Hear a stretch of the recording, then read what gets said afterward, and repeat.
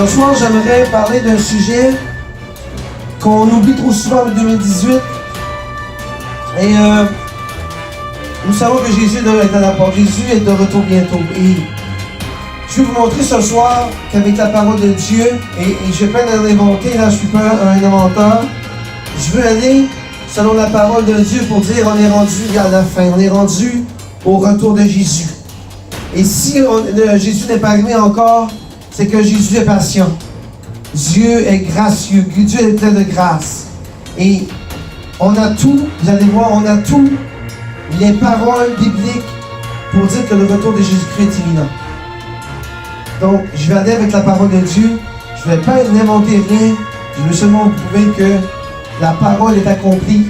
La parole de Dieu, elle est à terme. Il nous reste quelque chose à faire, c'est le retour de Jésus-Christ. Si Dieu n'est pas revenu encore, moi je suis surpris encore, c'est qu'on est vraiment rendu à la fin, parce que Dieu veut encore sauver les âmes.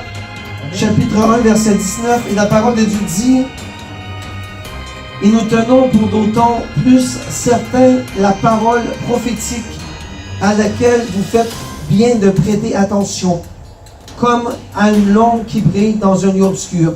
Voyez, Pierre nous dit de porter attention à la parole qui est prophétique.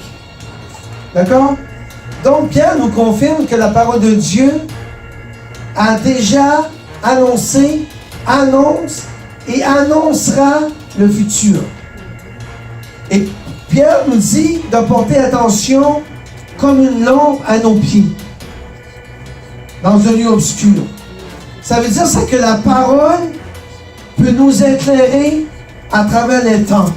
La parole peut nous éclairer sur ce qui s'en vient dans nos vies, dans nos jours. Donc Pierre nous dit, hey, portez attention à cette parole de Dieu-là, parce qu'elle est prophétique et tout ce qui est arrivé, qui arrive et qui arrivera est vrai, parce que c'est la parole de Dieu. Verset 3. Vous voyez, dans cette parole-là, même les disciples, vous voyez, aujourd'hui vous posez des questions, Seigneur, c'est quand ça va arriver? Seigneur, et on n'a pas de réponse. Même les disciples d'entendre Jésus disaient à Jésus, Seigneur, quand arriveront ton signe de ton avènement et de la fin du monde? Même les disciples, en l'an 27, 28, 29, on a vu la semaine passée, demandaient à Jésus, c'est quand, Seigneur, ce jour arrivera? C'est quand le Dieu de gloire va descendre sur terre? Et aujourd'hui, on se pose la même question. On te dit à Jésus, c'est quand ton retour va arriver? C'est quand, Seigneur, que la fin des temps arrivera? Amen. Et là, on va aller voir nos deux choses que je vous parlais tantôt, nos deux signes. On a des signes d'ordre naturel, aujourd'hui en 2018, et on a des signes d'ordre social. Si on regarde les signes d'ordre naturel, on a des phénomènes célestes qui arrivent. N'est-ce pas? Qu'est-ce qui va arriver le 27 juillet? La lune rouge. Cette année. La lune de soleil. Là, dans quelques jours. La lune rouge. Ça, c'est des phénomènes célestes. Qu'est-ce qui arrive avec les étoiles? Des fois qui tombent sur la terre, c'est des phénomènes célestes. On a les séismes. Combien de séismes on a eu dernièrement? Qui a ébranlé le Mexique, là, je crois, dernièrement. Ça a ébranlé le Mexique et plein de morts. Ça, c'est des signes bibliques. Vous allez voir, on va le voir. On dit tout le temps, ah, c'est Satan, ah, c'est Dieu. Non. C'est prophétique. Des fois, Dieu secoue la terre pour faire réveiller les gens. Hey, j'arrive, réveillez-vous. D'accord? Des cataclysmes. C'est quoi des cataclysmes? Phare nucléaire. Toutes des choses naturelles qui brassent dans la nature. Des famines. Comment qu'est-ce qui se passe en Haïti, en Éthiopie? Qu'est-ce qui se passe dans les pays d'Europe? Souvent, il y en a qui meurent de faim. Combien de pays en Afrique qui meurent de faim? Combien de pays en Amérique du Sud qui meurent de faim? Ça, c'est tous des signes bibliques que Jésus avait déjà prédit. Qu'il y aura des famines avant son retour. Nouvelle maladie. On parle du sida. Qu'on peut trouver encore de remèdes encore. Cancer. Qu'on peut trouver de remèdes. Les maladies mentales. Qu'aucun médecin ne peut guérir. Parce que la maladie mentale, c'est dans le cerveau. C'est tous des démons. C'est toutes des choses que Jésus annonce le retour de Jésus-Christ. Et des problèmes insolites de pollution. Combien de fois d'eau qu'on voit de polluer, la pollution dans l'atmosphère, la couche d'ozone qui est en train de se détruire. Vous savez quoi? La couche d'ozone, si elle n'est plus là, on va mourir. Parce que c'est ça qui nous protège des rayons solaires. Donc, si la couche d'ozone disparaît à cause de la pollution de l'homme, on va tout brûler, je vous le dis. Puis la couche d'ozone, elle est très fragile présentement. C'est pour dire les signes que Jésus nous a montrés. D'ordre social, des guerres. Combien de guerres qu'on voit dans le monde? Des armes capables de détruire la terre. Et on parle là, hein? On parle de qui? Kim Jong-un, qui est de la Corée du Nord, qui menace les États-Unis de détruire avec des armes nucléaires. On parle de ça. Conflits entre ouvriers et patrons. Combien au travail, des conflits au lieu de s'assembler, de se regrouper, de travailler ensemble, on travaille chacun pour soi et on fait des compétitions. Hein, vous voyez? La rareté de charité et la foi. Combien de fois qu'on a à Québec? Combien de fois qu'on a la ville de Québec? Combien d'hommes et de femmes qui sont connectés à Jésus dans la ville de Québec? Et on ne parle pas juste de la ville de Québec. On parle de Montréal. On parle de Toronto. On parle d'Europe et de la France. On parle dans le monde entier. Il n'y a plus de foi, il n'y a plus de connexion avec Dieu. Satan envenime le monde. Angoisse et détresse parmi les gens. Combien de gens sont malheureux aujourd'hui? Combien de gens se suicident? Combien de gens se droguent pour oublier leur détresse? Combien de gens sont alcooliques pour enlever leur douleur, leur chagrin? C'est tout ça qu'on voit dans le retour de Jésus-Christ bientôt. Et l'évangile prêché dans le monde entier, et ça c'est fait et ça se fait encore. Jésus a dit, avant mon retour, l'évangile sera connu de tous. Et ça, on le voit présentement. Tout le monde connaît la parole de Dieu à travers le monde. Donc c'est un signe du retour de Jésus. Dans Luc chapitre 21, verset 11, qu'il y aura des grands tremblements de terre avant son retour. Et là, si on regarde Luc 21, verset 11, si vous lisez le chapitre, on parle de son retour. Jésus, avant mon retour, il y aura des grands tremblements de terre. Regardez combien de tremblements de terre qu'il y a présentement dans le monde. Ça s'accentue, ça devient des... Et ça s'accentue, ça n'arrête pas. Donc Jésus-Christ dit, avant mon retour, il y aura de grands tremblements de terre.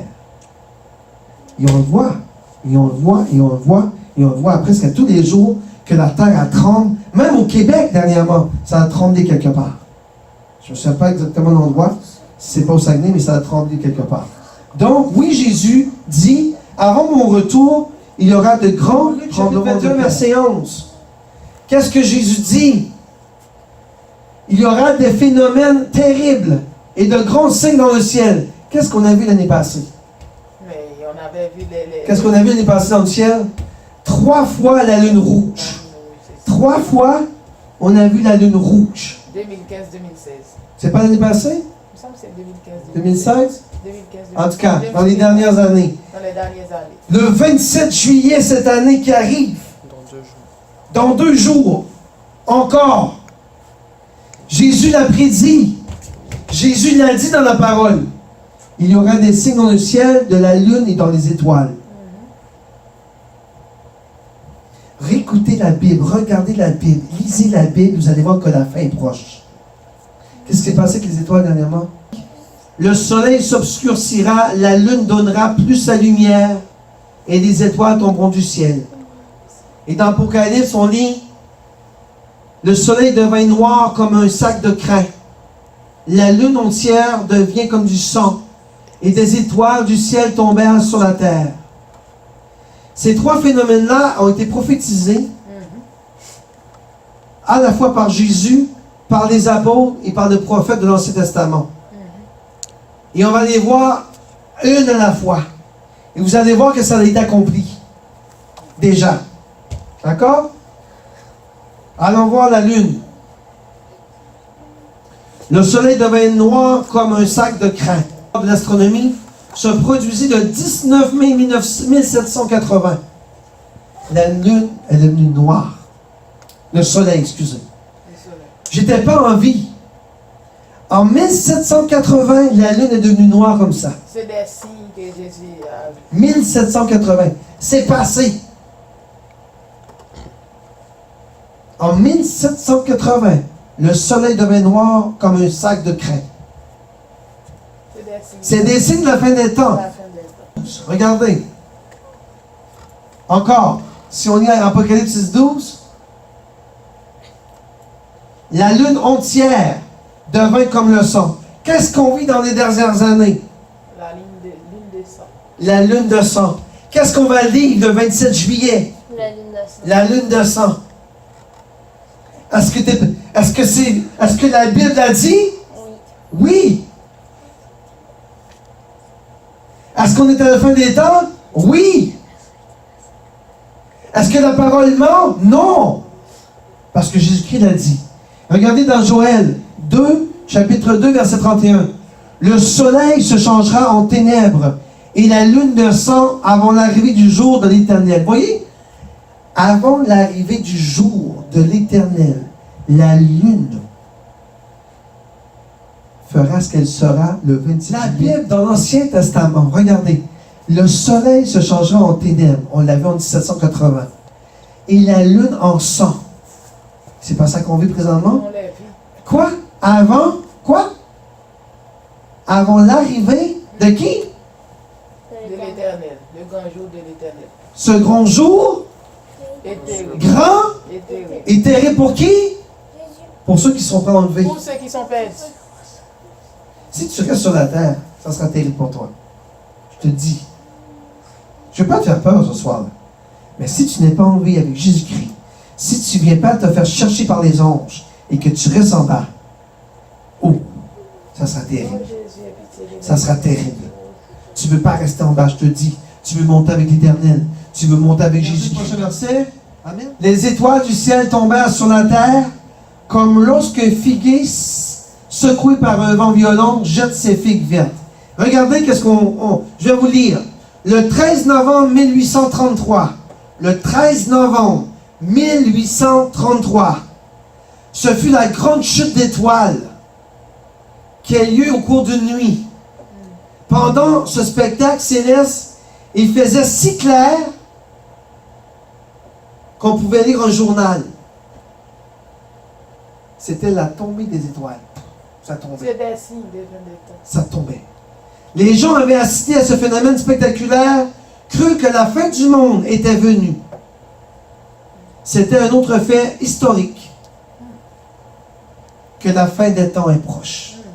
Et là, on parle de l'année 1833. Dieu est patient. 13 novembre Il donne des 1833, signes, mais il reste à les étoiles tombèrent du ciel et c'était tellement clair que les gens pouvaient lire un journal. Des famines.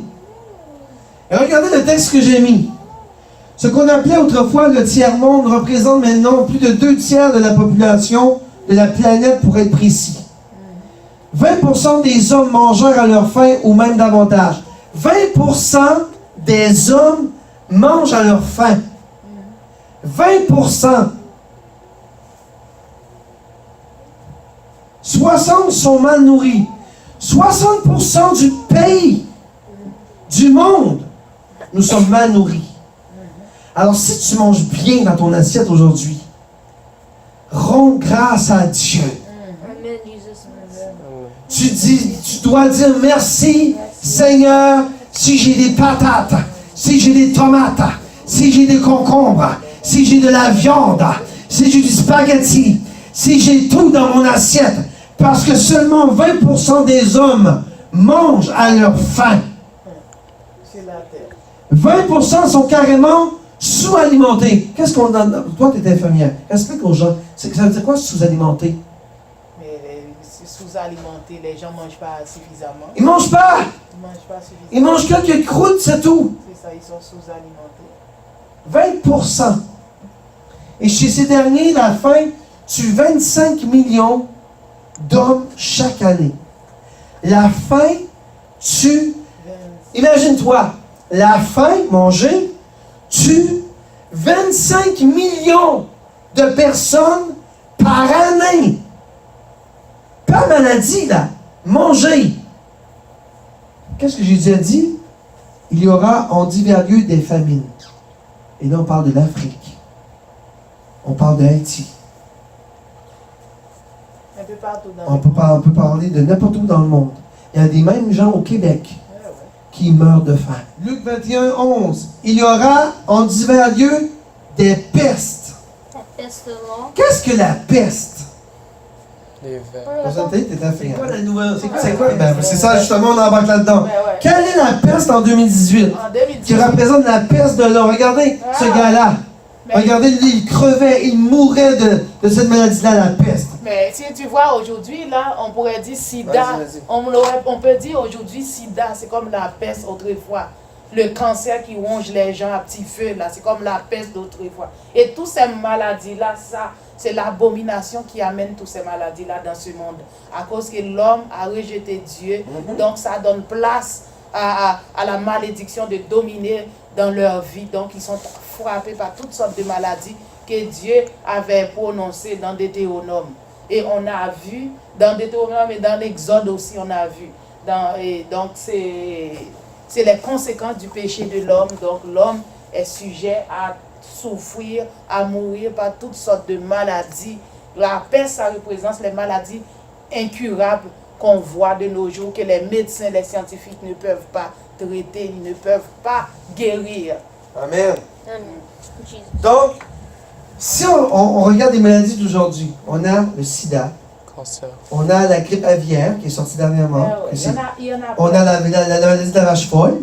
Il y en Vous a en souvenez, la maladie de la vache folle? Tout le monde mourrait à cause de la maladie de la vache folle. Ah ouais. Après ça, on a eu, On a laissez-moi prendre mes notes là, on a la bactérie mangeur de chair, On a Ebola. Ebola. Ebola. Ça, c'est toute la lèpre qui a été écrite dans le livre de Dieu. Voyez, il y aura en divers lieux des pestes. Et ces pestes-là, aujourd'hui, on parle de toutes les maladies qu'on a, le sida, la grippe aviaire, la maladie mangeuse de chair, la maladie de la vache folle. Tout ça, c'est la Cancer, peste. Chapitre 6, verset 7, la parole de Dieu dit, vous entendrez parler de guerre et de bruit de guerre. Gardez-vous d'être troublés, car il faut que ces choses arrivent, mais ce ne sera pas encore la fin. Une nation s'élèvera contre une nation et un royaume contre un royaume. Donc la guerre, est-ce que je dois parler de la guerre? Alors, qu'est-ce qu'on entend parler à tous les jours? La guerre.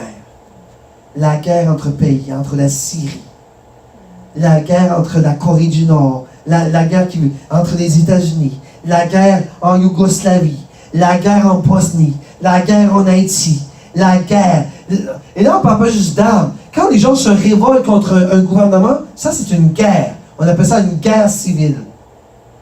Comme en Haïti qu'on a vu dernièrement, ils se sont tous retournés contre le président parce que le président avait décidé d'augmenter les taxes et d'augmenter le prix des aliments. Mais la population était non. Syndicat. On ne peut pas vivre. Si tu augmentes le prix des taxes, de l'essence et le prix des aliments, on va tous mourir parce qu'on n'a pas d'argent en Haïti. Et les gens se sont révoltés. Et c'est normal. Donc, c'est des genres de guerre qu'on peut parler dans la Bible. Tu vois? Vous entendrez parler de guerre et de bruit de guerre. C'est que Bouleversement Trump partout. commande les taxes. Apocalypse chapitre 11, verset 18. Les nations se sont irritées, et ta colère est venue, et le temps est venu de juger les morts, de récompenser tes serviteurs, les prophètes, les saints et ceux qui craignent ton nom, les petits et les grands, et de détruire ceux qui détruisent la terre. Ça, cette parole-là, on parle de l'arme nucléaire. On vient tout juste de sortir, ça fait quelques années. Tu vois? Les nations se sont irritées. C'est ça on parle de quoi là? Hein? Regardez Apocalypse. Les nations se sont irritées. Donc tous les peuples du monde se sont irrités contre l'Éternel. Et ta colère est venue, Jésus, et le temps est venu de juger les morts. Qui sont les morts? On ne parle pas des morts là. Des gens qui sont spirituellement morts, de récompenser tes serviteurs, les prophètes. Ça, c'est nous. Et les saints. Et les saints, c'est encore nous. Les petits, les grands, et de détruire ceux qui détruisent la terre. Qui sont ceux qui détruisent la terre? Les humains. Mais C'est toutes les nations qui se révoltent une contre l'autre avec leur arme atomique. Ah ouais, avec toutes sortes Regardez, Apocalypse 11, verset 18. Quand je vous dis que l'Apocalypse vous dit tout, où ce qu'on est rendu présentement, regardez. On est rendu dans l'époque des armes nucléaires. Et le Dieu dit, il est temps de venir sauver ton peuple et de faire périr ceux qui détruisent ton nom. Est-ce que ça veut dire l'avènement de Jésus-Christ? Oui. C'est pas ça que ça veut dire. Les nations sont irritées, c'est ça qu'on vit. Ta colère est venue, c'est ça. La colère de Dieu un jour va venir. Il est temps venu de juger les morts. Qui sont les morts? C'est ceux-là qui se sont révoltés contre Dieu, qui ne croient plus en Dieu, qui l'ont rejeté, et de récompenser tes serviteurs. C'est le retour de Jésus-Christ, n'est-ce pas? Qui va venir chercher son peuple et détruire ceux qui détruisent la terre. L'Apocalypse te dit l'avènement de Jésus-Christ. Dans 5, verset 3. Quand les hommes diront paix et sûreté, alors une ruine soudaine les surprendra, comme les douleurs de l'enfantement surprennent la mère et la femme enceinte, et ils n'échapperont point. Ça veut dire quoi? Quand les nations te diront paix et sûreté, c'est pas ça que les États-Unis disent. On est le plus puissant. Il y a toujours le signe de la paix. Peace, il dit Peace, voilà. La croix inversée. C'est ça. C'est pas ça que les États-Unis font. C'est pas ça que les Russes disent. Vous pouvez vivre en paix. On a tous les armes pour vous défendre. Paix, on s'occupe de tout. Qu'est-ce que la parole dit? Quand les hommes diront paix et sûreté, c'est pas ça que le président américain dit. C'est pas ça que le président de la Russie dit. C'est pas ça que le président du Canada dit. Vivez en paix, nous sommes dans un pays de paix. Il n'y a pas de problème, on est en sûreté ici. Alors une ruine soudaine surprendra. Les douleurs de l'enfantement surprennent la femme enceinte et n'échapperont pas. Étant, regardez, Jacques dit, à vous maintenant, riches, pleurez et gémissez à cause des malheurs qui viendront sur vous. Voyez? Qu'est-ce qu'il dit? Riches, à vous les riches, pleurez. Pourquoi? Parce que le malheur tombe sur vous. Vos richesses sont pourries et vos vêtements sont rongés par la teigne. Votre or et votre argent sont rouillés, et leur rouille s'élèvera au témoignage contre vous et dévorera vos chairs comme un feu. Vous avez amassé des trésors dans les derniers jours. Voici le salaire des ouvriers qui ont moissonné vos champs et dont vous les avez frustrés, et les cris des moissons seront parvenus jusqu'aux oreilles du Seigneur des armées. Au-dessus de la fin des temps, les richesses de ce monde. C'est pas ça qu'on vit aujourd'hui? Mais les gens aiment plus Les gens aiment plus l'argent que Dieu. C'est ça, les gens courent après la richesse. Les gens, et voyez la parole dit, malheur à vous riches. Regardez. Pleurez et gémissez à cause des malheurs qui viendront sur vous. Vos richesses sont pourries. Dieu, là, il a tout. Donc, l'argent est à lui.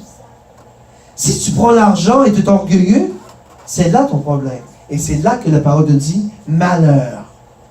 Parce que ton nom est pourri. Parce que tu es orgueilleux et tu n'as pas glorifié le nom du Seigneur. Parce que Dieu ne veut pas que tu sois pauvre. Dieu veut que tu sois riche. Amen. Quand tu te confies en ton argent, ça devient dangereux. C'est comme si ton argent devient ton maître. Oui. Et oui, tantôt je parlais des patrons, des ouvriers, des querelles, tout ça. Les patrons qui ambitionnent sur leurs employés. C'est tout ça qu'on vit aujourd'hui.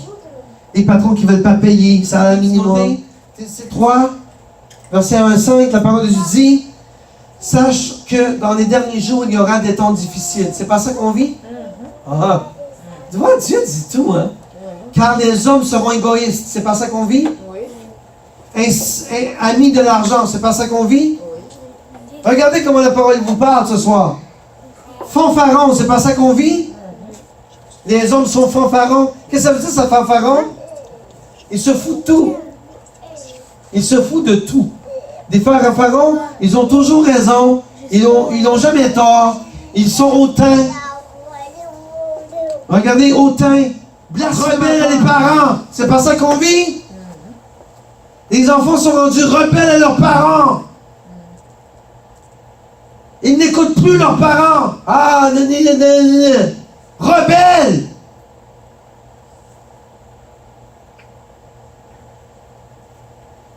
Ingrats. irreligieux, insensible. Quelqu'un va se faire mal, tu vas le laisser. Je vois des gens, des fois, là, ils font des accidents, mais les gens, ça passe, ils n'ont rien vu. Mort! C'est ton obligation d'arrêter.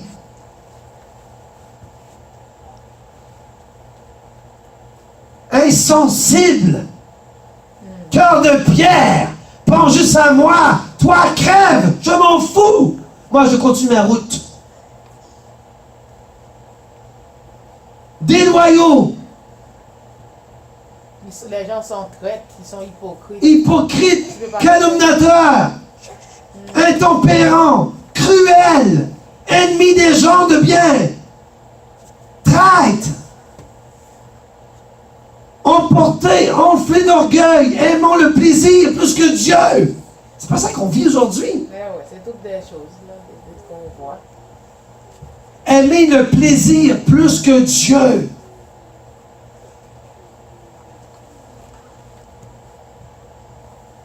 Avons l'apparence de la piété. Ayons l'apparence de la piété, mais renions ce qui en fait la force. Quel beau message de Paul. Et c'est ça qu'on vit aujourd'hui. Exactement ça qu'on vit aujourd'hui. Voyez, il dit, sache que dans les derniers jours, ça veut dire, sache qu'à la fin des temps, voilà l'homme sera comme ça. Et qu'est-ce qu'on vit, même nos enfants? C'est le péché. Aimer le plaisir plus que Dieu. Ça, je pense, c'est le pire présentement au Québec. Dimanche Sunday. Comme à Ottawa, dimanche Sunday. Aimer le plaisir plus que Dieu. Vélo, c'est le vélo. Sunday bike, comme on appelle ça. Oui, Sunday bike. Sunday bike. Les gens aiment mieux aller faire la bicyclette que venir donner la gloire à Dieu. Sunday bike. Les gens aiment mieux faire des activités sociales plus que venir donner la gloire à Dieu. Sunday bike. J'ai mal quand je dis des choses comme ça. Mais nous sommes à la fin des temps. Et Dieu sait exactement qui les hommes méchants et imposteurs avanceront toujours plus dans le mal, égarant les autres, égarant eux-mêmes. Et là, on parle de qui? Les faux prophètes. Les faux prophètes qui se sont installés dans les églises. Et on parle de toutes ces fausses sectes, de ces fausses religions-là. On parle de tout ce qui n'est plus en accord avec l'Évangile. Ils font leur propre gloire pour donner la gloire à Dieu. Ils commencent par leur gloire, ensuite ils la donnent à Dieu. Au lieu de donner directement à Dieu. Et on en parlait tout à l'heure. Il y a mieux s'agenouiller devant une statue que donner la gloire à Dieu. Tous ces faux pasteurs, tous ces faux prophètes qui sont dans les églises présentement et qui gardent les brebis. C'est pas ça qu'on vit. Toutes les fausses doctrines aussi. Toutes les fausses doctrines. C'est pas ça qu'on vit. On continue, si on veut terminer. Matthieu chapitre 24, 12. Et parce que l'iniquité sera accrue, la charité de plus grand nombre se refroidira. La charité, c'est l'amour. L'amour. Est-ce qu'on voit de l'amour dans notre société aujourd'hui? Chacun Non, sérieux. Est-ce qu'on voit de l'amour? Même en un couple, il n'y a plus d'amour. C'est l'intérêt. Aujourd'hui, non, je vais être franc et j'aime pas dire ça, mais c'est la réalité quand même de la vie. Aujourd'hui, il n'y a plus d'amour dans un couple. C'est l'amitié. Et c'est l'intérêt. C'est l'intérêt, c'est l'amitié. Et il y a le sexe là-dedans. Donc, lorsque tu rencontres ta femme, c'est pour le sexe. Et lorsque tu te maries avec elle, tu l'aimes au début, tu l'aimes, je t'aimerai toute ma vie, mon amour, je t'aimerai, c'est une lune de miel, tu es ma biche dans du tata, il est dans le champ des fleurs. 3 semaines plus tard, la déconnexion commence. Et lorsqu'un enfant, là, c'est pire. Et l'argent. Et Jésus dit quoi? Aimez votre femme et votre mari. Aimez-vous mutuellement parce que vous ne faites qu'une personne. Est-ce qu'on voit de l'amour au travail? Non. Les gens je vais essayer de donner un bon terme. Les gens s'entrecoupent par la parole pour détruire, pour s'élever, pour détruire l'autre. Et l'écraser sous ses pieds. Parce que lui veut monter. Il est égoïste. Matthieu, chapitre 24, versets 37 à 39. Ce qui arrivera au temps de Noé arriva de même à l'avènement de Christ, du Fils de l'homme. Ce qui arriva au temps de Noé arrivera à l'avènement de Jésus-Christ. Qu'est-ce qui est arrivé au temps de Noé? L'eau a monté, et après ça, Noé a dû construire un arche.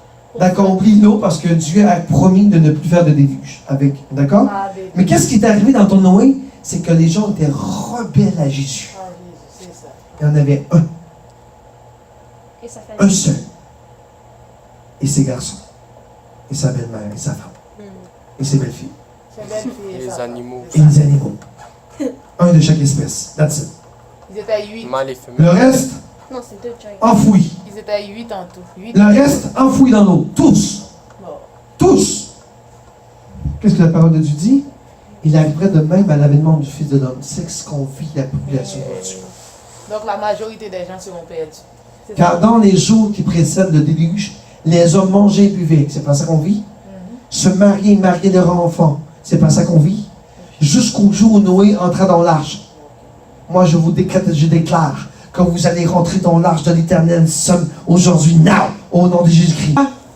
Trouvera-t-il de la foi sur la terre? Est-ce que Jésus va trouver la foi encore sur la terre? Que Dieu nous préserve. Non, sérieux. Est-ce que Jésus-Christ, lorsqu'il arrivera, trouvera-t-il... C'est une question qu'il te pose. Est-ce que tu es capable de trouver... Est-ce que tu es capable de dire une réponse de Jésus-Christ? Non. Honnêtement. Non. Oh Dieu au Seigneur, moi ce que je peux dire au Seigneur, Seigneur, fais-nous grâce, que Dieu nous préserve. Oui. C'est la seule chose que je peux dire. Parce que la foi sur la terre, elle est au niveau le plus en dessous de la mer. Elle n'est même plus sur la terre, elle est en dessous de la mer. La foi. Les gens se moquent. Oui, les gens se moquent parce que tu crois en Jésus aujourd'hui.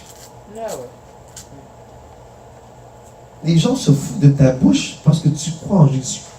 Si tu parles de la sorcellerie, et si tu parles de Satan, si tu parles des démons, si tu parles de l'Halloween, si tu parles des tarots, si tu parles des astrologues, si tu parles d'astrologie, si tu parles de tout ce qui n'est pas bon, l'homme va être bien là-dedans. Mais aussitôt que tu dis que tu es serviteur de l'Éternel, c'est quoi tu fais là? Ce que je fais là, je sers mon Dieu. Aussitôt que tu dis Jésus, ils sont inconfortables. Mais on a banni le nom de Jésus dans les écoles. Mais on a élevé le nom de Satan. C'est désastreux. Est-ce qu'on est à la fin des temps? Oui. C'est là, ils sont là. Dieu merci que je sois là. 2 Pierre, chapitre 3, verset 3-4, la parole de Dieu dit: sachant avant tout que dans les derniers jours, il viendra des moqueurs et des railleries, marchant selon leur propre convoitise en disant: où est la promesse de son avènement? Car depuis que le Père sont morts, tous demeurent comme dès le commencement de la création. Oui, c'est ça qu'on parlait. Il y en a qui disent ça comme oui. Ça. Ils répètent la même chose qui est écrite. So, il est où ton sauveur? Ça fait longtemps que ça a toujours été comme ça. Il est où ton Dieu aujourd'hui? Il répète la même chose qui est écrite. Oh, il se moque de toi, il se fout de toi. Mais attends, reste ferme dans la foi et garde contact avec Jésus. Et le jour que tu viendras, toi tu vas t'élever, lui va rester en bas. Il va vivre des moments de terre. Timothée, chapitre 4, verset 3-4. Car il viendra un temps où les hommes ne supporteront pas la sainte doctrine. C'est pas ça qu'on vit? Non, mais c'est grave. Les gens ne supportent pas la sainte doctrine. Les gens ne supportent pas d'entendre le nom de Jésus-Christ. Et vous-même, là, les jeunes, là, je vous parle à vous deux, là, vous trois, là, vous quatre. Vous-même, vous ne devez pas avoir honte de parler de Jésus à l'école. Jamais. Jamais. Tu dois être fier de Jésus. Parce que dans Tu dois t'élever pour Jésus. Tu dois respirer Jésus.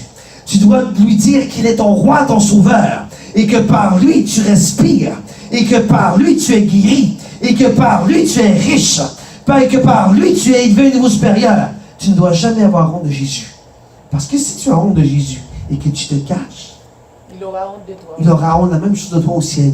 Il va dire, est-ce que tu t'en souviens de la journée, le jour que tu t'es caché de mon nom? Tu dois être fier du nom de Jésus. Tu dois ne pas avoir honte de Jésus. Tu dois être fier de Jésus. You need to be proud of him. Parce que tu sais quoi? C'est ton grand Seigneur. C'est le Sauveur. C'est avec lui que tu vas marcher dans la gloire. Matthieu chapitre 24. Amen. Versets 4, 5 et 24, 25. Là, j'ai coupé des versets, d'accord? Jésus répondit, prenez garde que personne ne vous séduise, car plusieurs viendront sous mon nom, disant, c'est moi qui suis le Christ. C'est quoi, je t'ai dit tantôt, celui qui se prenait pour Christ? C'est pas ça qu'on vit. C'est pas ça qu'on vit. Mais oui, non, non, sérieux. Est-ce que Dieu est menteur? Non. Est-ce que Jésus est menteur? Ce gars-là dit, je suis le Christ. Et puis les gens le croient. Qu'est-ce que Jésus dit? Car plusieurs viendront sous mon nom en disant, c'est moi qui suis le Christ. Et ils séduiront beaucoup de gens. Car ils s'élèveront de faux Christ et de faux prophètes, ils feront de grands prodiges et des miracles au point de séduire, s'il était possible, même leurs élus. Même les élus. Voyez ces gens-là, c'est pas Jésus, mais ils ont des dons sataniques pour montrer des miracles, pour séduire les gens. Et oui, ils vont faire des miracles. Mais pensez pas que c'est Jésus. Parce que eux, leurs miracles ne durent pas. Tandis que Jésus, lui, c'est complet et parfait. Daniel 12, 4. Toi, Daniel, tiens secret ces paroles. Toi, Daniel, tiens secret ces paroles et scelle le livre jusqu'au temps de la fin. Le livre est-il encore scellé? Non. Le livre n'est plus scellé. Quel est ce livre? La Bible. La Bible, toute la Bible au complet. Donc, mais la partie de l'Apocalypse. Plusieurs alors la liront et la connaissance augmentera. Qu'est-ce qui se passe aujourd'hui? Aïe, aïe, aïe. Toi, Daniel, tiens secret de ces paroles et scelle ce livre jusqu'au moment de la Fin. Oh oh. On est rendu où? À la fin. Mais c'est pas moi qui parle, là. Hein? C'est même Daniel. C'est même la parole de Dieu dans Daniel. En 500 quelques. Plusieurs alors la liront. Qu'est-ce qui se passe aujourd'hui? La connaissance de Jésus arrive. Les gens lisent la Bible. Et le livre est ouvert. Jusqu'au jour de la fin. Est-ce qu'on est au moment de la fin? Oui. Dieu vous parle. Il suffit de lire la parole. Amen. Quand tu lis Daniel, tu ne dois pas dire là. Tu dois dire, tu dois dire. Tiens, toi, Daniel, tiens secret de ces paroles. De quelle parole il parlait? La parole de Dieu. La parole de Dieu. Et scelle ce livre. Donc, le livre était scellé jusqu'au temps de la fin. Nous sommes rendus au temps de la fin. Je pense qu'il y avait aussi des prophéties que Dieu lui donnait. Oui. Ça concernait l'Apocalypse qui devait être révélé par Jean. Mais là, on parle des prophéties des 70 semaines, etc. Mais on parle aussi de la parole. La parole, toute la parole au complet. Donc, aujourd'hui, les nations sont évangélisées. Tout le monde connaît Jésus. L'Internet, c'est un bon moyen. L'Internet fonctionne, les prédications des pasteurs, des grands pasteurs de l'Éternel armées. C'est le temps d'écouter Internet, c'est le temps de vous connecter à Dieu, c'est le temps de vous rapprocher de lui. Il y a des très bons pasteurs sur Internet, je vous le dis. Des bons serviteurs. Allez écouter. Ils parlent en français, ils parlent en anglais, ils parlent en créole, il y en a toutes les langues. Écoutez des bons pasteurs, par exemple. Parce qu'il y a des faux pasteurs. Il y a beaucoup de faux pasteurs qui vont dénigrer les bons pasteurs. Vous voyez, quand vous êtes sur Internet et quelqu'un dénigre un homme de Dieu, c'est parce qu'en partant, il n'est pas bon. qu'un homme de Dieu ne doit pas dénigrer ses frères et ses sœurs en Christ. Ça veut dire que cet homme-là, lui, il est faux. Parce qu'il dénigre les bons pasteurs. Donc faites attention au monde entier. C'est ça qu'on dit. C'est ça qu'on vit. Pour servir de témoignage à toutes les nations. Est-ce qu'on est rendu là? Oui. Oui, avec l'Internet. C'est ça. Avec l'Internet. Avec l'Internet. Est-ce qu'on est au moment de la fin? Oui. Matthieu 16, 2, 3, Jésus leur répondit, le soir vous dites, il fera beau car le ciel est rouge, et le matin il y aura de l'orage aujourd'hui, car le ciel est d'un rouge sombre. Vous savez discerner l'aspect du ciel, et vous ne pouvez pas discerner les signes des temps. Jésus dit tout. Donc, toi tu es capable de dire s'il va faire beau le matin avec le soleil. C'est ça que Jésus te dit. Mais il te dit, tu n'es pas capable de discerner les signes des temps. Et ce soir, je vais donner plein de choses pour vous dire qu'on était rendu à un moment du retour de Jésus. J'ai donné plein de choses, des signes précis bibliques, c'est bien moi qui les ai inventés, qui concordent avec nous aujourd'hui. Est-ce qu'on devons nous préparer au retour de Jésus? Oui. S'il te plaît, faites-le au nom de Jésus. Parce que le Seigneur est à la porte. Alors, que Dieu nous aide, que Dieu nous vienne en aide. Et on a presque terminé la leçon biblique. Pour ce qui est du jour et de l'heure, personne ne le sait, ni les anges dans le ciel, ni le Fils, mais le Père seul. Prenez garde, veillez, priez, car vous ne savez quand ce temps viendra. Amen. Personne ne connaît la date, personne ne connaît l'heure. Personne. Seul Dieu, le Père, le sait. C'est pour ça qu'il faut rester éveillé, prier. Et le dernier verset, Luc 21, 28, 31. Quand ces choses commencent à arriver, redressez-vous et levez vos têtes, parce que votre délivrance approche. Et Jésus leur dit, avec une comparaison, voyez le figuier et dans tous les arbres. Dès qu'ils ont poussé, vous connaissez de vous-même en regardant que déjà l'été est proche. De même quand vous verrez ces choses arriver. Sachez que le royaume des cieux est proche. Demain, lorsque vous verrez ces choses arriver, sachez que le royaume de Dieu est proche. On ne prend pas conscience, on est orgueilleux, on ne vit que pour nous. On pense à nos maisons, à la luxure.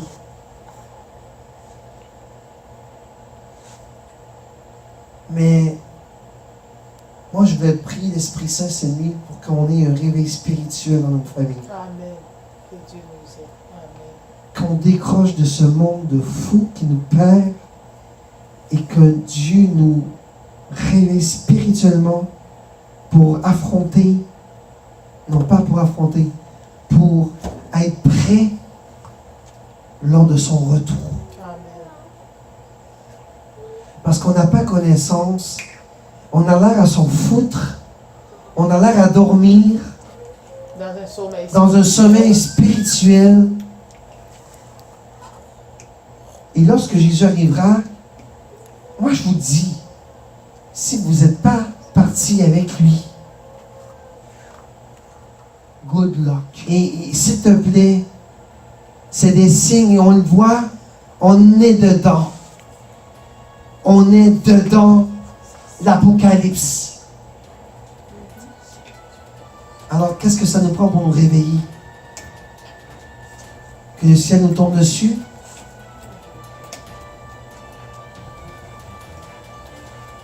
Connectez-vous à Dieu, mes enfants. Connectez-vous à Dieu, my God, Jesus Christ. Connectez-vous à Dieu avant que son retour arrive. Connectez-vous à Jesus Christ. Parce que c'est lui seul qui peut vous apporter dans son royaume. Connectez-vous, my Lord Jesus Christ. Ceux et celles qui sont sur Internet présentement, qui nous écoutent, Seigneur, aie un réveil spirituel, Seigneur.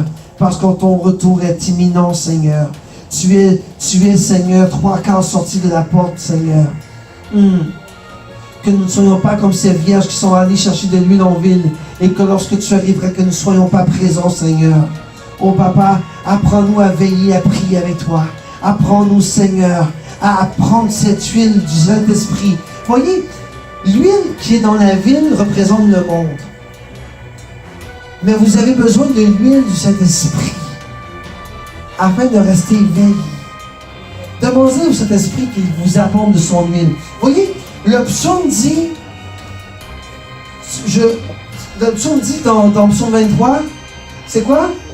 Tu dresseras une table devant nos adversaires, tu oins d'huile ma tête et ta coupe déborde. C'est ta portion ce soir, right now, au nom de Jésus. Tu oins d'huile ta tête, que l'Esprit Saint huile ta tête. Tu oins d'huile ta tête sur Joshua right now. Tu oins d'huile ta tête now. Que l'Esprit Saint oint d'huile ta tête right now. Au nom de Jésus. Et que ta coupe déborde, Joshua les chaînes. Que ta coupe déborde pour le retour de Jésus. Allez. Mettez-vous de l'huile sur la tête de cet esprit ce matin. Vas-y, chérie, mets l'huile sur tes enfants. Mets l'huile, même par papa. Tu oins d'huile ta tête. Tu ta coupe déborde. Au nom de Jésus-Christ de Nazareth. Préparez-vous à l'avènement de Jésus-Christ de Nazareth. Mantori, chérie, papa. Tu oins d'huile ta tête et ta coupe déborde. Au nom de Jésus-Christ, chérie, papa. Tu oins d'huile ma tête et ma coupe déborde. Au nom de Jésus. Mantori, chérie, le connaît, papa. Mettez vos mains sur votre tête et dites le Saint-Esprit, oins ma tête et que ma coupe déborde. Oins ma tête de ton feu, Saint-Esprit, et que ma coupe déborde. Au nom de Jésus-Christ de Nazareth. Que je ne sois pas une huile montagne. Je reçois l'huile du Saint-Esprit et que ma coupe déborde pour le nom de Jésus et dans son retour bientôt. Au nom de Jésus-Christ de Nazareth. Lui qui vit, qui règne pour les siècles des siècles. Amen.